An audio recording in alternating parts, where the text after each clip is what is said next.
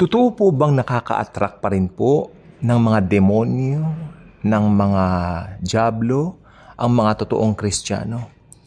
Meron po kasi ako napanood sa television o sa YouTube, kana po natin. Ang sabi niya, kapag ka daw ang isang totoong mananampalataya ay nagbabasa ng mga horror, nagbabasa ng mga aswang, mga ganyan, nanonood ng mga pelikulang mumu, mga multo, mga ganyan, nag-a-attract daw siya ng diablo. Take note ang pinag-uusapan daw dito, yung totoong Kristiyano. Ano naman po bang sabi ng 1 John 4:4? Ito po, greater is He who lives in us than he who resides in the world. Better is He who lives in us. Diba? Better is He who lives in us than he who resides in the world.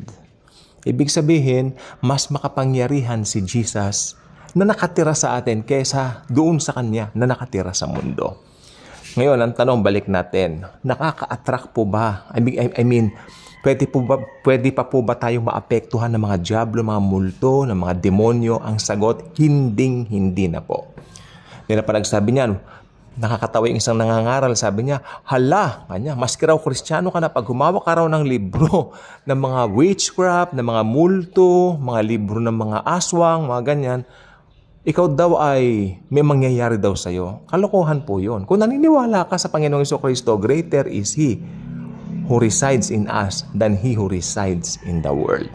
No. Maski manood ka pa magdamag ng horror sa Netflix, alam po ba nyo, trinay ko, nanood ako ng horror. Sabi ko, maganda yung palabas, horror. Meron pang hunting series, pinanood ko lahat.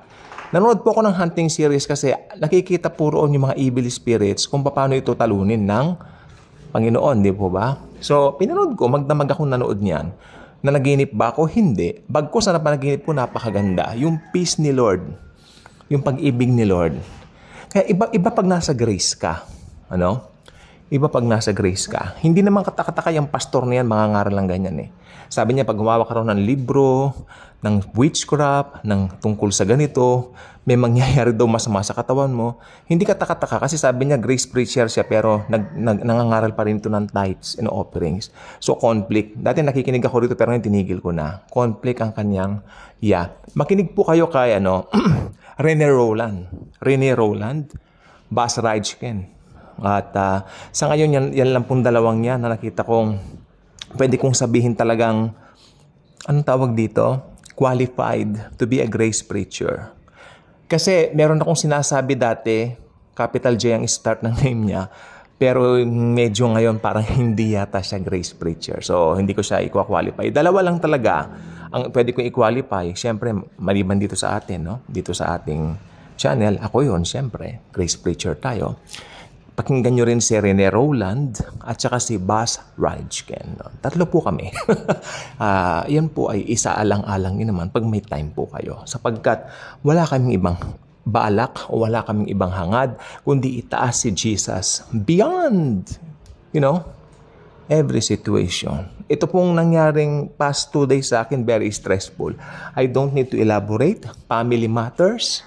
Family stress, may mga away, meron pong away bagong taon na sa family, hindi po maiiwasan yan at sineshare ko po sa inyo kung gaano po kabuti ang Panginoon dahil ito pong household namin, mga born again po kami at yung ibang nag-aaway na kamag-anak ko hindi sila born again. Pero nandun kami, namamagitan po kami, syempre. Very stressful po. Dahil may mga inaayos kami mga properties na dapat legal, hindi po ba? Hindi kami pwedeng yung gusto ng iba na parang dayain, parang gano'n. Hindi pwede. Dapat maayos. Kasi maayos tayong inaalagaan ni Lord kako. Maging patotoo po tayo. Maging sa circle ng mga families natin na hindi believers, tayo po ang ginagamit ni Jesucristo, ni Jesus, to be a light and salt. Di ba? O yan. So, kampante, maski manood ka ng horror movies, magdamag, kung Kristiyano kayo. Pero kung ako po sa inyo, ba't yung pampanunuorin niyo? Manood na lang kayo ng mga vlogs tulad nito. Again, Rene Rowland and Buzz Rajkin. Kaya kung hindi pa kayo subscribers sa channel na ito, I invite you to do so. Click the notification bell, share this video, share Jesus and His love. Thank you, and Jesus truly loves us all.